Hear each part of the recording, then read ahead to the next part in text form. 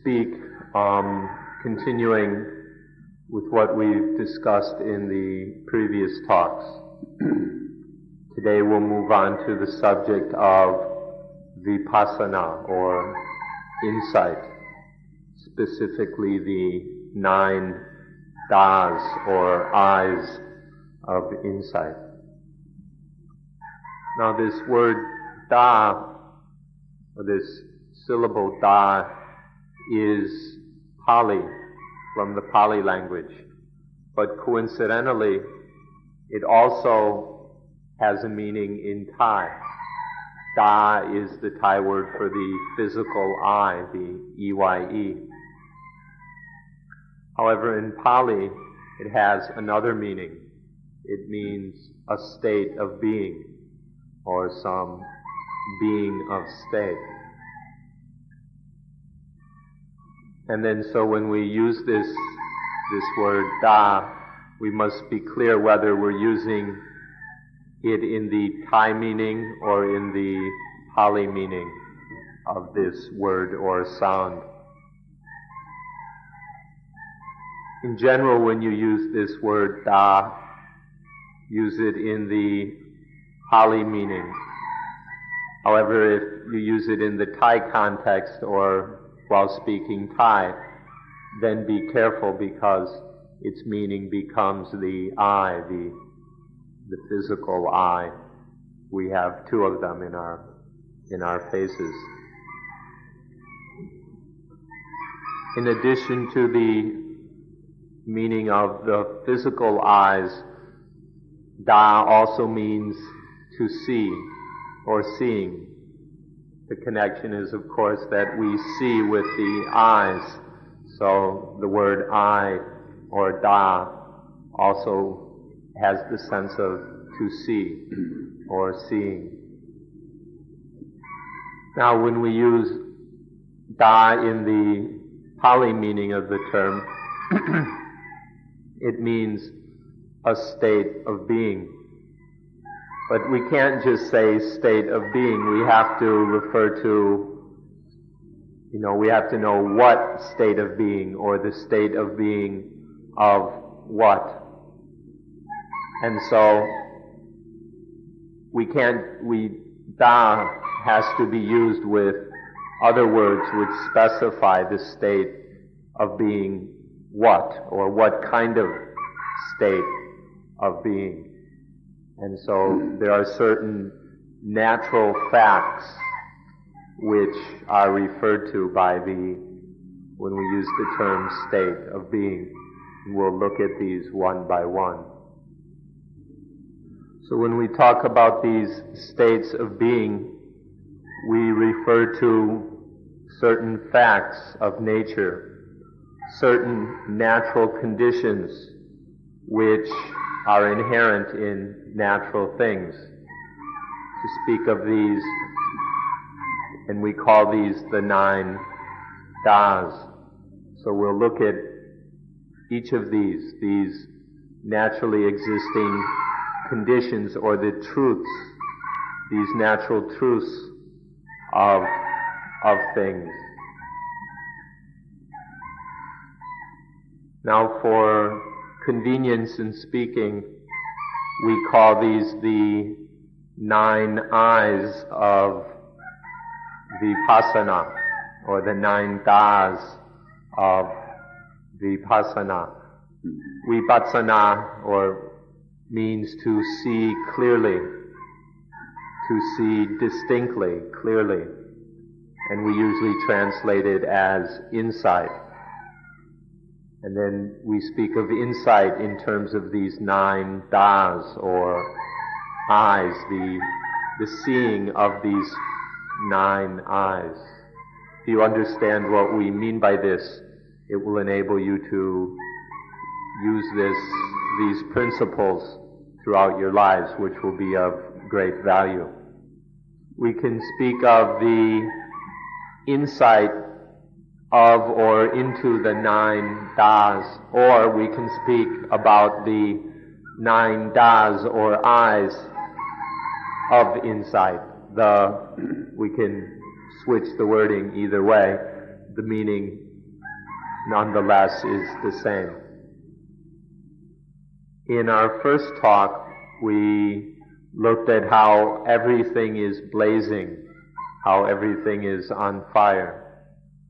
In the second talk, we looked at how dependent origination is both the arising and the quenching of those fires, of those flames. In today's talk, we're going to look at the things which will quench the fires, which will put out the flames. Now, these 7 eyes of insight can be compared to the ultimate fire protection. These 9 das will make one fireproof, totally fireproof, so none of the fires can burn one ever again. Or if we were to speak in terms of disease and illness, we can say these 9 insights of Vipassana are the ultimate vaccination. They vaccinate us totally against all spiritual disease. These are a few ways to look at the importance of the 9 das. Now, you've been practicing mindfulness with breathing for many days now, and you've already taken a look at how the entire practice of mindfulness with breathing unfolds. You studied the 4 different stages or tetrads of the practice. Now when we come to the last or 4th stage of practicing mindfulness with breathing, this is called Dhammanupassana, the contemplation of Dhamma. And the first lesson in this is to contemplate impermanence, which is the first da is impermanence. And from contemplating that, one goes deeper and deeper into the natural truth of things. And the other 9 das reveal themselves or become apparent one by one, until bringing one to what is called virakha, which we can say is the fading away of attachment, the breaking up and dissolving of defilement, which is the natural result of seeing the 9 das. Now, in the specific explanation of mindfulness with breathing, when we come to the first lesson of contemplating Dhamma, it's called the contemplation of anicca, contemplating the fact of impermanence. Specifically, it only mentions impermanence. But if one really sees and looks into impermanence, then one sees all the other das as well. If one looks deeply, all of them are revealed. So one should not be confused by the fact that it mentions just impermanence. One must understand that here impermanence includes all the other das, or means, refers to all the other das as well.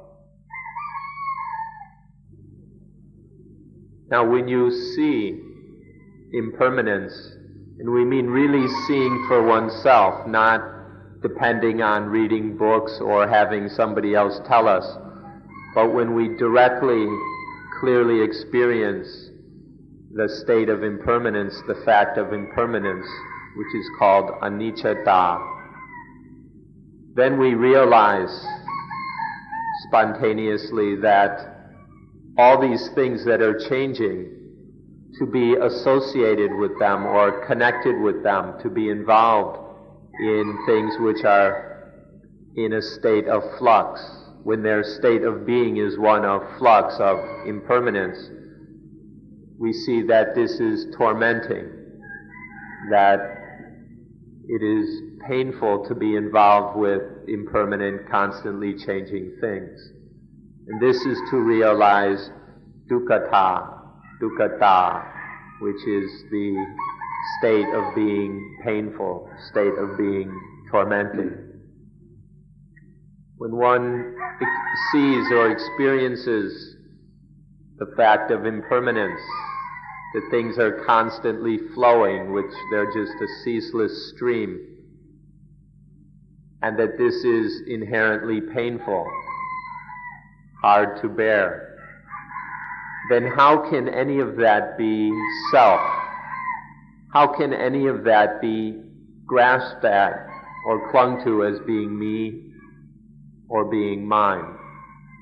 When one sees these facts of this state of being impermanent and of being painful, then one realizes that there's no way that any of that or any of this can be self or can belong to self. There's just no possibilities. There's nothing in there that can be considered self or belonging to self.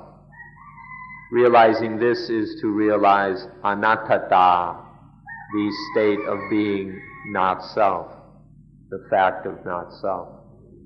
In realizing the facts of impermanence and of the inherent painfulness of things, seeing that all these constantly changing things, that whoever gets involved with them will suffer, to see that all things fight their owner, and that they can't be, that they haven't got anything that one can consider, can rightly take to be me or mine. Then seeing this more deeply, one realizes this is just the way things naturally are. This is the nature of things, that they're naturally this way. This is how things ordinarily are. These facts are nothing special or strange. These are just the ordinary, natural way of things. This is called Dhammatīṭṭhata, which means the standing tita in nature, Dhamma, of things. So the state of just naturally being like that. It's called Dhammatīṭṭhata. In seeing that this is how things naturally are, then one sees what makes them that way. What makes all these things to be impermanent, inherently miserable and not self. One sees that there is something which we could imagine to be God if we chose. We could call it God if we were inclined. But here we see it more as being the law of nature, the Dhamma Niyama, the law of nature, or the natural order, is just that things are this way. What makes things impermanent, unsatisfying, and not self is just the law of nature. The law of nature is that things are this way. Notice, realizing this fact is called Dhamma Niyamata, the state of being under the law of nature. This is the natural orderliness of things. Those who believe in a God, especially a creator God, will then think or believe that it's God that makes things this way. God created things in such a way. People who are more primitive, maybe such as animists, will attribute this to spirits, that it's the spirits or the world, the powers or whatever, that makes things this way. But the Buddhist attributes this to the Dhamma Niyam, or the Dhamma Niyama, the law of nature, the natural order. What makes things this way is simply the law of nature.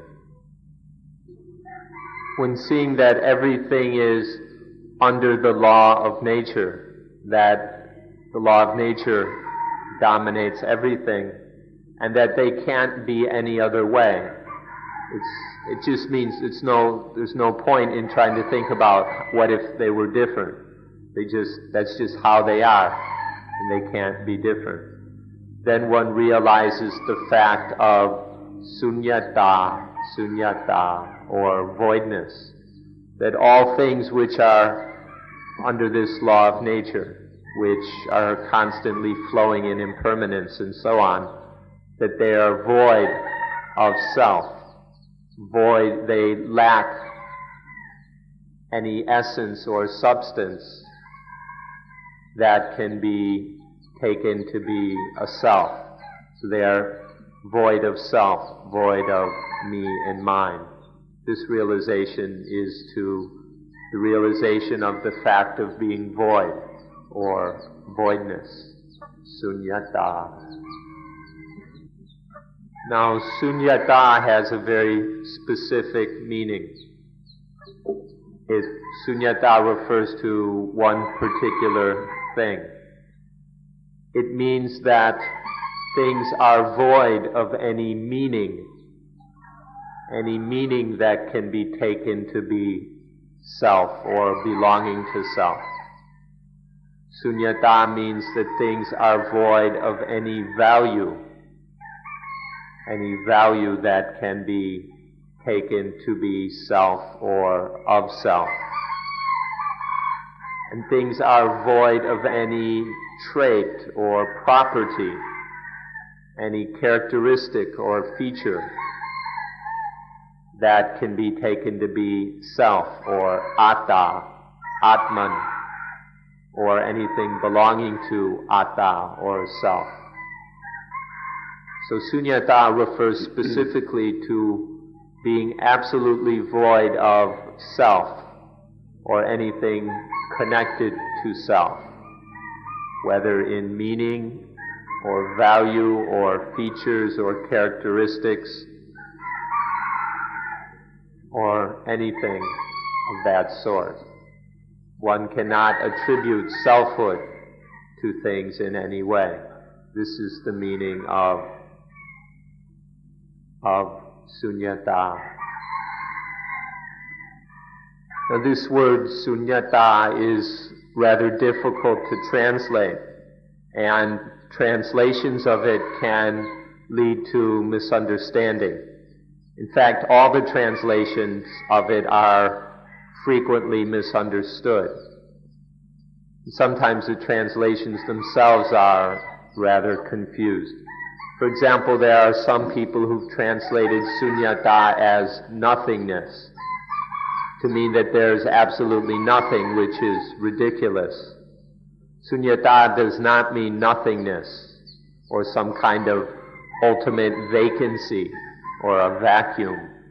Sunyata simply, everything is, all these things are, they exist, but their form of existence is one that is void of self, void of any meaning of self or belonging to self. Commonly, sunyata is translated as emptiness. But sunyata does not mean being empty like a glass or a bottle is empty. To speak of emptiness usually gives people some material idea of sunyata. So we feel the best translation is voidness. Not that nothing exists, or not that things are empty in a material way, but that things are void, void of self, void of any meaning or quality or value that can be taken as self or related to self. This is what we mean by voidness. Excuse us a little bit.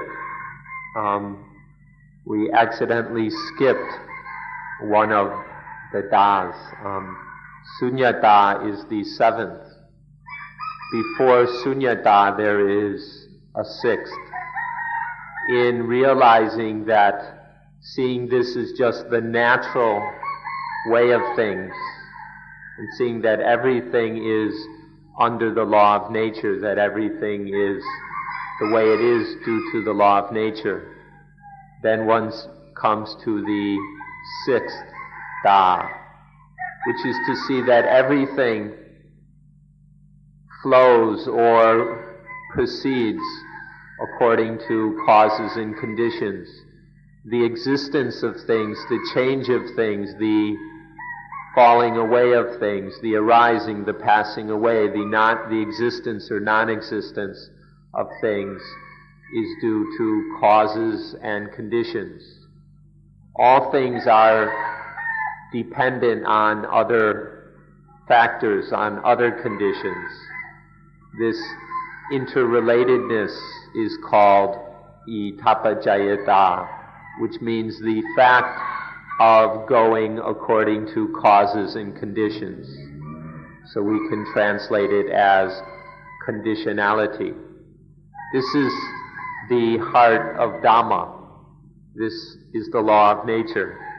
And it's the heart of the very important concern of ours, which we call dependent origination. The essence of dependent origination is this itapajayata, that everything happens or doesn't happen according to causes and conditions. And this insight into conditionality then leads to the insight into sunyata, that there is no reason to consider anything as being self or belonging to self. So conditionality leads to voidness. When the mind experiences these in succession, all these das, one by one, the mind comes to the realization that things are just like that. Things couldn't be otherwise. That this is just the way things are, or they're just thus, they're just such. This is the realization of tathata, or thusness, suchness. Things can't, or things just aren't other than thus. They're merely thus. They're just such wise. It sounds like maybe we're just playing games with words or just making a joke to say that everything is just like that. But these words are incredibly serious because they're very profoundly true. That all things, they're not like over there or over there, they're just thus. This is tathata, or thusness. One sees that one can't discriminate things as being positive or negative. That whether taking it to be positive or negative, it's just not possible. Things are just thus. There's no room or no excuse or no way that they can really be seen as positive or negative. Seeing that things are neither positive nor negative, that they're merely thus, is what tathata is about. In seeing that things are merely thus, that they have this suchness, then the mind becomes still. The mind becomes truly quiet. The mind is no longer conditioned by things. The mind is no longer under the power of or concocted by things. This is called Atamayata. Maya means made of or made from. A means not, so Atamayata means to be not made from anything, not made up or made of or made from anything. When the mind has realized all these facts of things to the point of seeing thusness, then it becomes still. And in this stillness, in this being unaffected or uninvolved with things, the mind realizes Atamayata, the state of not being made up of or made up by anything. Atamayata is seeing the mind that is no longer tricked by positive and negative, the mind that is above all the positive and negative in the world. So now let's check a minute and see if we can remember these 9 words. If one realizes the full meaning of these words, then that is very important. When one fully realizes these 9 words, then all problems cease. So let's review them quickly. First is anicca, the fact of impermanence. Then dukkha, or the fact of being painful, miserable. Anatta, the state of being not self. Tamatitata, the naturalness of all this. Tamatitata, that things are under the law of nature. Tapajayata, the conditionality of things. Sunyata, voidness. Tathata, thusness. And then finally, Atamayata, the mind that is perfectly still and beyond the positive and negative or any duality in things. Realizing all of these is then to have transcended or gone beyond all problems. This is the mind that is free, that is released from suffering. So it's quite important to understand these and then to fully realize their meaning. So please try to remember these 9 Pali words. Please remember them so that you will become more and more familiar with them and then their meaning. These 9 are the pinnacle or summit of insight knowledge. The understanding that comes through insight is gathered in these 9 words or these 9 states of being. This is the highest knowledge there is. When one has these 9 peaks of understanding or wisdom, then nothing can blaze into fire. There's no way that things can catch on fire like they have in the past. These 9 are the ways to prevent the burning and blazing of things. These 9 are what keeps things cool. These 9 das are the summit of freedom. The highest, most perfect meaning of freedom comes through these 9 insights or these 9 eyes. But of course we're speaking of spiritual freedom. This is the highest freedom, is spiritual freedom. Now, these 9 das, the final one, Adammayata, is very difficult to translate.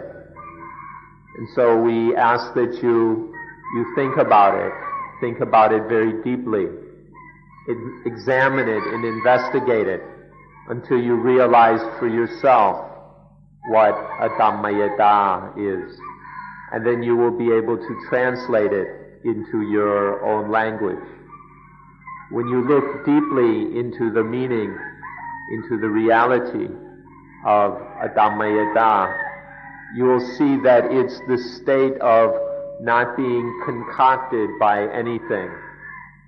It's the state of not being concocted.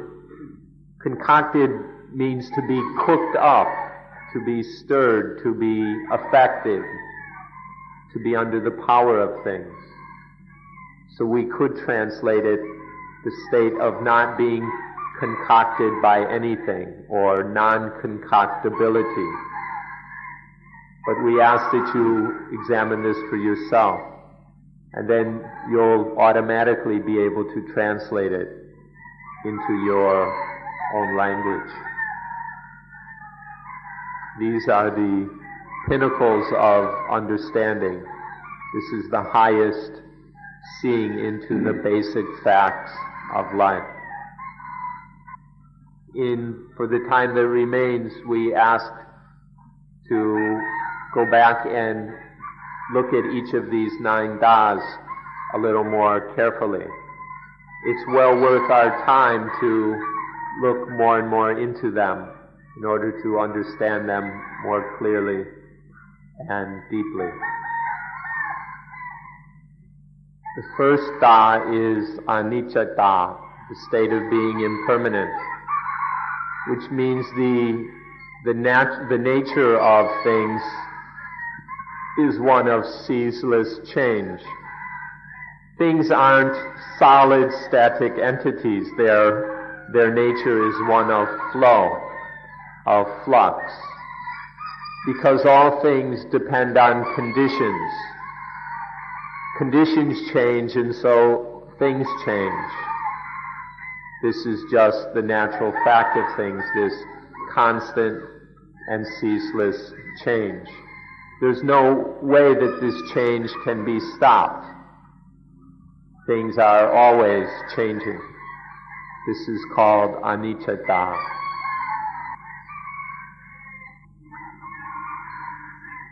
The fact of impermanence is not one which is totally unknown. In fact, there has been teachers all around the world who've had insight into this. This is not the exclusive property of the Buddha or of Buddhism. Understanding of impermanence is common to many religious teachings. In fact, the Buddha himself acknowledged that he wasn't the only one who was teaching impermanence. He said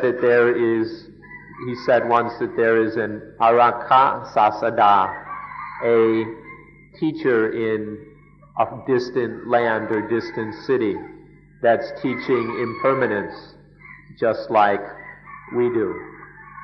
The Buddha took impermanence as central, and he said there was another teacher in the world at the time who also took impermanence to be central. Now, it's not clear who the Buddha meant, but we would like to think that this could easily be Heraclitus, the Greek philosopher Heraclitus, who was living in southern Italy, made impermanence a central part of his teaching. In Greek, the wording is pantare, all flows, or all is flowing. So we would like to think that the Buddha was referring to Heraclitus. But the point here is that this insight into impermanence is one very natural. It's not a Buddhist teaching, it's a natural teaching. And so this is the starting point for all insight. So many people have taught impermanence. The thing is that many stopped there. They didn't go as deeply as we can into impermanence to realize all the implications and significance of impermanence. So we should take impermanence as a starting point, not an ending point. People who have a thorough knowledge of science will find this quite easy, because science is giving many examples of the fact of impermanence. Now, although things are constantly changing and flowing, they sometimes appear very attractive. And sometimes the things which are changing the most appear to be most attractive. Now, when things are very attractive, we have a tendency to fall in love with them. But when we fall in love with something that is impermanent, as soon as it changes, we suffer. When we're in love with something changing, that change brings us suffering. So be very careful about falling in love with impermanent things. Don't fall in love with impermanent things. It will just bring you more pain and misery. However, we can't live without impermanent things. So although one has to be in contact with, one has to deal with impermanent things, do so in a way that is fully aware of impermanence, rather than falling in love, which is a kind of blindness to impermanence, to be infatuated with something's attraction. Just deal with it, use it, live with it, whatever is necessary, and then one can receive benefits from things without being burnt by them. But as soon as we fall in love, then these things become a source of suffering. We should look carefully and see if until we see that all things are impermanent. Insight is to look deeply until realizing directly and fully that something is true.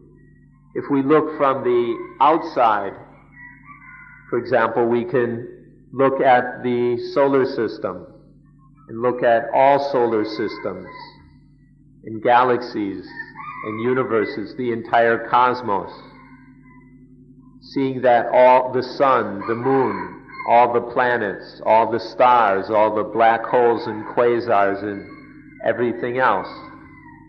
Can you find any one of them that is permanent? Is there anything in this solar system or in any solar system which doesn't change, which is perfectly still and permanent? One won't find such a thing. There isn't anything in this cosmos which is unchanging or permanent.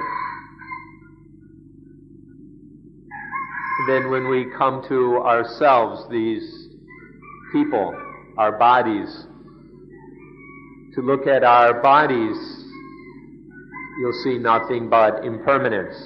Take the body as a whole, and it's constantly changing.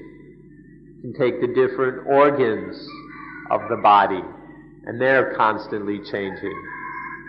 And every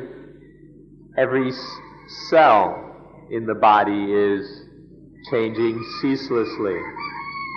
The elements that compose our body, the elements of earth, water, fire, and wind, or the elements of modern chemistry, whichever you prefer, these are in constant flux. It's a ceaseless flow.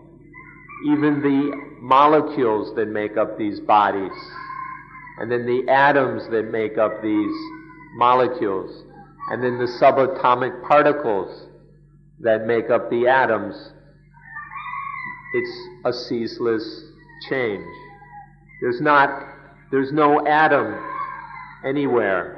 There's no molecule anywhere that doesn't change. There's nothing that is just sitting perfectly still. It's all changing, transforming, mutating. This is the nature of this universe, from the biggest level, the biggest structures, down to the tiniest, to the most minute subatomic realities. You'll see nothing but impermanence. This is how we study, looking from the biggest to the smallest, seeing that all things are impermanent. Now, the examples we've given so far of impermanence are solely material or physical. So now let's start over and look at impermanence in terms of the mind, or psychic impermanence, leading up to spiritual impermanence, or the spiritual realization of impermanence. Now, this should not be strange for you, because you've been practicing mindfulness with breathing. And this is our way of seeing impermanence inwardly, of realizing impermanence mentally, inwardly. So we take mindfulness with breathing, and one starts to see that the breathing is impermanent. Breathing in is impermanent. Breathing out is nothing but change. The fine, soft breathing is changing. The coarse, crude breathing is changing. Long breathing is impermanent. Short breathing is impermanent. We see that all the different kinds of breathing are just a ceaseless flow. And then all the things connected to the breathing are changing, are impermanent. We see that the way the breathing conditions and influences the body, that this is impermanent. There's nothing that remains the same. Things are ceaselessly in flux. And so we look inwardly. We use mindfulness with breathing to experience inwardly the impermanence of these bodies. Now, please don't be annoyed or flustered or anything that your meditation teacher insists that you look into impermanence with great detail. When your meditation instructor keeps asking you to look at this aspect of impermanence and that, to keep going into this in greater detail, please don't feel frustrated or get annoyed or bored by this, because this is the way to fully realize impermanence. We look in great detail at all the manifestations of impermanence in the body until we finally accept or realize that the body in every aspect is nothing but flow and change. And then we see on a more subtle level, we start to see the feelings, whether feelings of rapture or contentment, whatever kind of feeling. We go into these and we observe them in their different manifestations, seeing that all feelings, all kinds of feelings, are impermanent. And then we see the things that are concocted, conditioned by the feelings, that these too are impermanent. That any thoughts or whatever that are stirred up by the feelings, these are impermanent.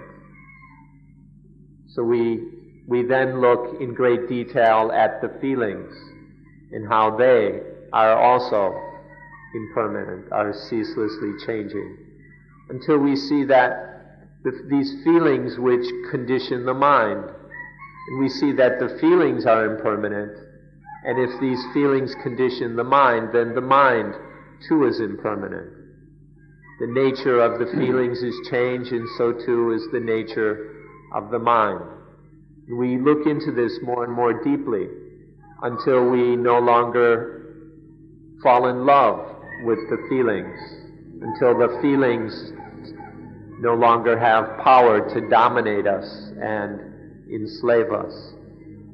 So don't get impatient with your meditation instructor or annoyed when he or she asks you to look into these feelings over and over again in great detail, in ever more subtlety, in order to see that all feelings and the influence of the feelings on the mind are nothing but ceaseless change, but impermanence.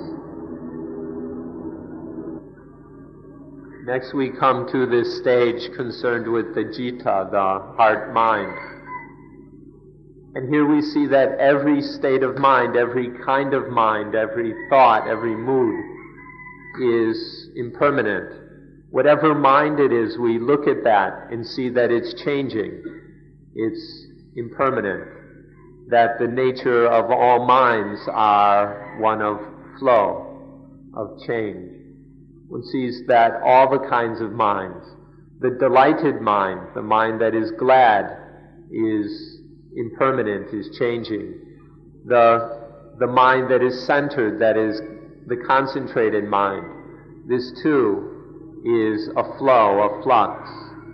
And even the mind that is doing the duty of letting go, of releasing, this mind too is impermanent. There isn't any mind or any kind of mind anywhere that isn't flowing and changing.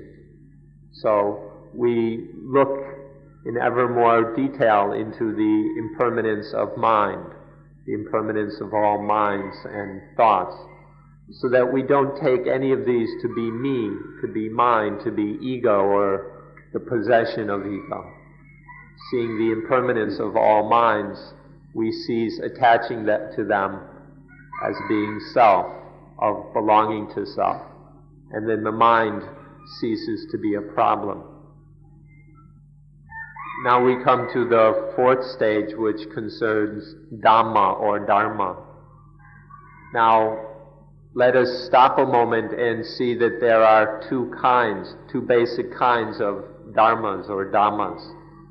There's the kind of dhamma which is conditioned, the dhammas or things which depend on causes, on conditions, which are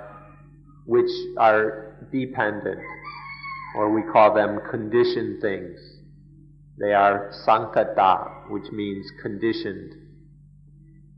Then the other kind of dhamma or dharma is unconditioned, the things which don't depend on anything else, the things which have no causes, have no conditions, which don't have a beginning and don't have an end. You'll see that when we see the difference between conditioned things and unconditioned, you'll see that necessarily conditioned things are impermanent.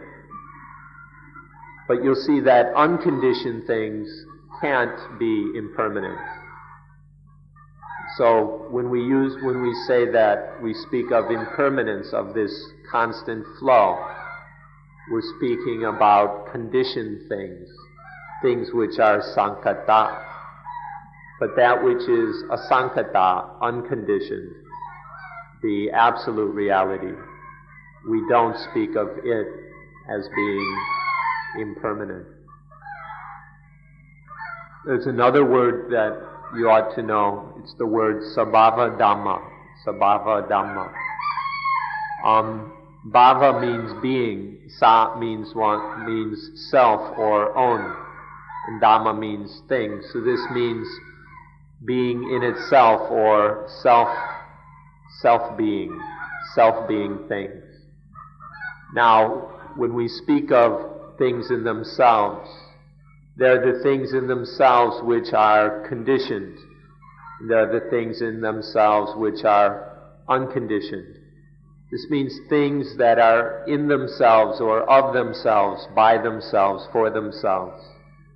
All of these sabhava dhammas have this quality of, they have this being within them, have this, and those which are the nature of change, the conditioned sabhava dhammas, they have the nature of change. Their mode of being, this kind of in-being of theirs is one of ceaseless, constant change. Whereas the sabhava dhamma, which is unconditioned, its inner nature isn't changing, is one of unchanging reality. So this is also worth understanding, this inherent nature or being in itself, and then the two kinds, that which is changing and that which is unchanging.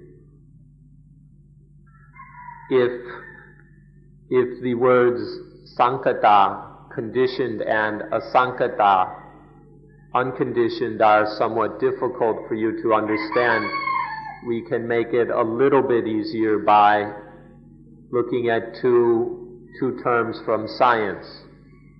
These are the terms phenomena or phenomenon and noumenon. Phenomena is plural. They're infinite, the amount of phenomena. And this fits pretty much with the term sankata, or conditioned. So when we speak of conditioned things, we're speaking of phenomena. On the other hand, noumenon, the noumenon, is singular. It has no plural. And this more or less fits with asankata, or the unconditioned. The phenomena are ever-changing, but the noumena is unchanging. It is not affected by change. So these two words from science may be able to help you. Now, everything that we are, all the elements and things that make up what we are conditioned things, are sankata. And we don't even have a clue what the unconditioned is. So for now, leave the unconditioned aside, and we're going to look at these conditioned things, because that's what we are. Everything we are and everything that we're related to, all the things that come together in our life and experience, all of these are sankata. So that's where we focus our attention. None of us were not yet able to put our attention on the unconditioned. So then we observe all these conditioned things that are our lives, and we see that without any exception, they are all changing, they are all impermanent. And then one sees that in being connected with, in having to exist with and depend upon these conditioned, ceaselessly changing things, that these things are inherently painful, that because they keep changing on us, they won't stay still, they won't be what we want them to be, that they're inherently painful for us. Another way to look at this, which is to see their fact of dukkha, the state of being dukkha. Dukkha can mean painful. It can also mean ugly. These impermanent things are very ugly. There's something about them which just is doomed to falling apart. This inherent quality of of decay in conditioned things can be called ugliness. So dukkha means ugly, or dukkha means painful. And seeing that all impermanent things have this quality of dukkha comes from seeing their impermanence. Realizing the impermanence of all the things in our lives, and seeing their inherent dukkha, their inherent painfulness, one starts to find that there's nothing that one can grasp, nothing that one can rely on as being me or mine. In all these impermanent things, seeing their impermanence and painfulness, the thought that they might be self becomes absurd. And then one sees more and more deeply that all these things are not self. They don't have anything about them which can make them self, which can make them me or mine. This is anattata, the realization of not self, that all things are not self. Now we look at everything. We look at all the things outside, all the external objects that present themselves to experience. We see that all the things outside, the trees, the animals, other people, the stars, everything is impermanent.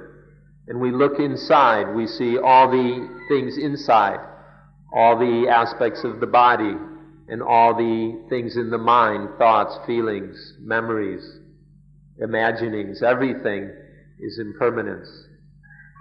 Seeing that everything outside as well as everything inside is impermanent, we see that it's all inherently painful, that in these changing things one cannot find ultimate happiness, that one will always be frustrated and disappointed to at least some degree.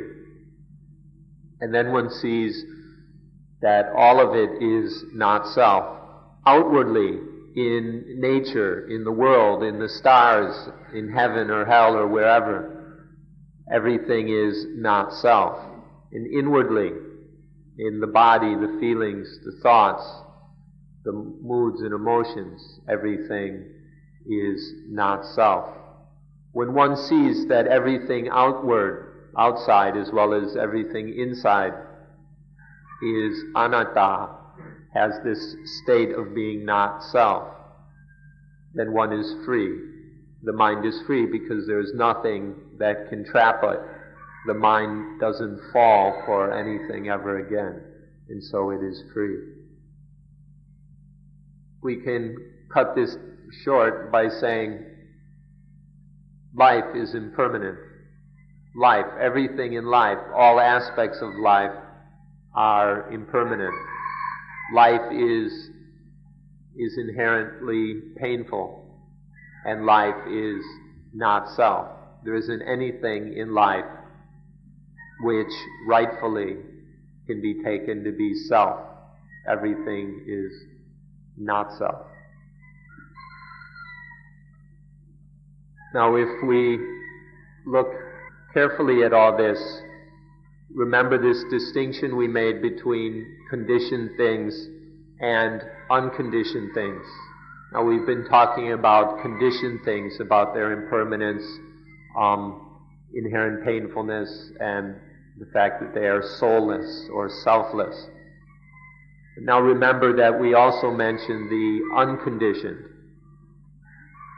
The unconditioned is, we do not speak of the unconditioned as being impermanent, although we do say that it is, we do see that it is not self.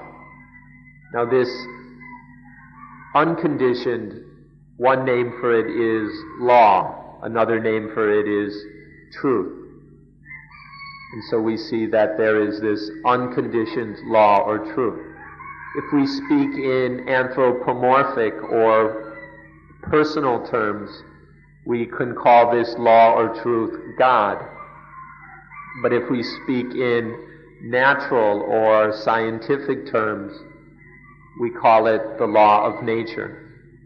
The fact that all things are just naturally happening according to this law, we call that tamattitata, the naturalness, the ordinariness of things.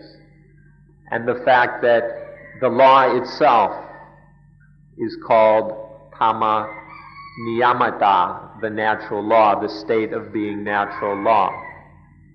This natural law is the unconditioned.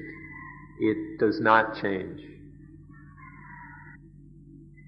Now we come to the fact that everything happens according to the law of nature.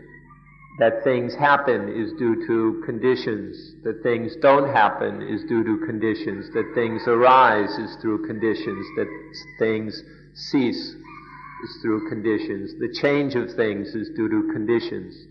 There isn't anything that doesn't happen through the law of nature. And all of this is due to causes in conditions, which brings us to the realization of itapajayata, the conditionality of things, that all things depend on causes and conditions, that all things must happen according to causes and conditions. This is the law of conditionality.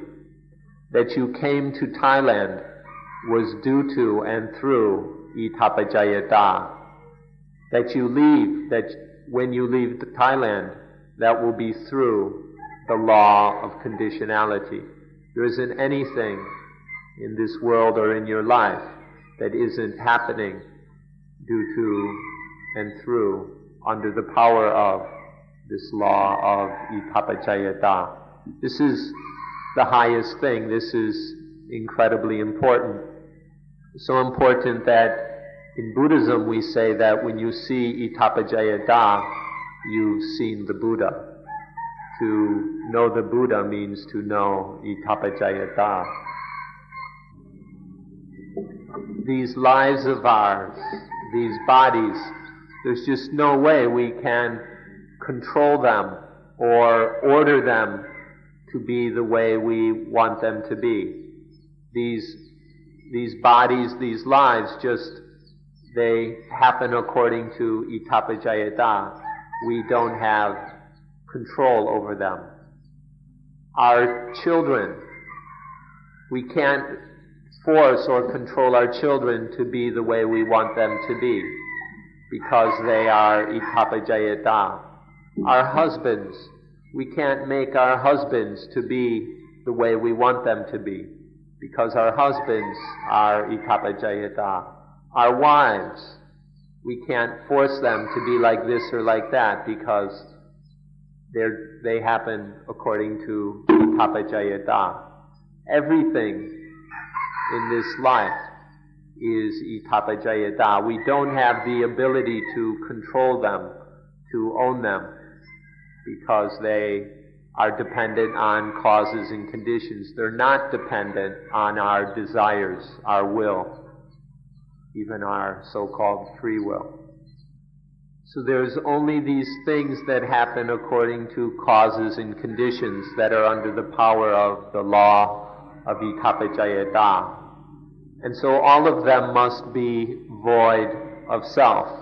If all things are interdependent or dependent, there's nothing that is a self which is independent. There's no self-existing entities or anything like that. All things are void. They're void of self, of atta or soul. They're void of attaniya, which means connected to or related to self. They're all void of atta and attaniya, of me and mine. This is the reality of sunyata, voidness. The formula the Buddha used to express this was ayang loko sunyo atena wa attaniyena wa. Ayang loko means this world right here. Sunyo means void, free and void of atta. Atena means of self. And attaniyenawa means of things related to or belonging, connected to self. The Buddha said that this world is utterly void of anything which is self or related to self. The world is full of things, but all of these things in this world are void of atta and attaniya. Please look deeply until realizing this fact of things, and then the fires won't blaze anymore. The flames of lust, hatred, and delusion won't be able to burst out and consume our lives when we see that all things are void of self and belonging to self. And then we see that everything is just like this. It's just thus. They're just thus-wise or such-wise. That things are beyond any positiveness or negativeness that we might imagine. That things are beyond any good and evil or any duality.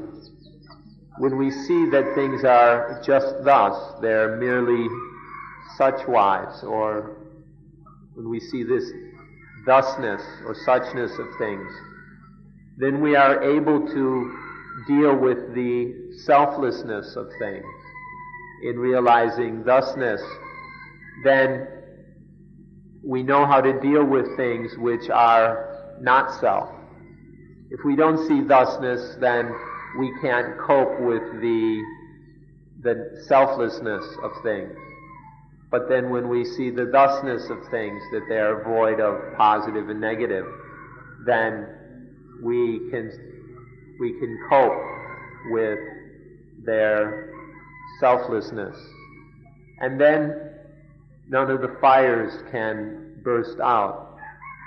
The other day we gave examples of the different kinds of fires. There's lust or love, and then greed, hatred, anger, fear, worry, excitement, envy, jealousy, possessiveness, sexual possessiveness, and many more. None of these fires that we've spoken about are ignited.